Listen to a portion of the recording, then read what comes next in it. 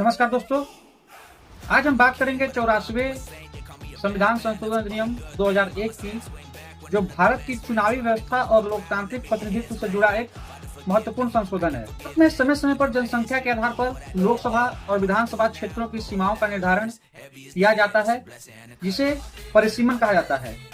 इसका उद्देश्य यह सुनिश्चित करना होता है कि प्रत्येक क्षेत्र को उसकी जनसंख्या के अनुसार उचित प्रतिनिधित्व मिल सके। लेकिन एक समस्या यह थी कि देश के कुछ राज्यों ने परिवार नियोजन कार्यक्रम को सफलतापूर्वक लागू किया और उनकी जनसंख्या वृद्धि दर कम रही, जबकि कुछ राज्यों में जनसंख्या तेजी से बढ़ी। यदि केवल जनसंख्या के आधार पर सीटों का पुनर्वितरण किया जाता तो जनसंख्या नियंत्रण में सफल राज्यों की लोकसभा सीटें कम हो सकती थी। इसी चिंता को ध्यान में रखते हुए 84वां संविधान संशोधन अधिनियम 2001 लाया गया।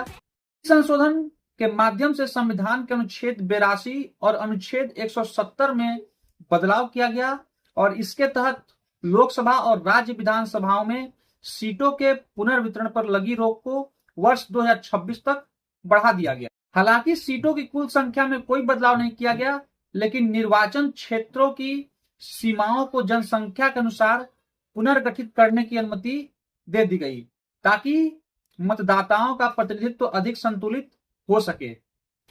इस संशोधन का मुख्य उद्देश्य उन राज्यों के हितों की रक्षा करना था जिन्होंने परिवार नियोजन की नीति को प्रभावी ढंग से लागू किया था।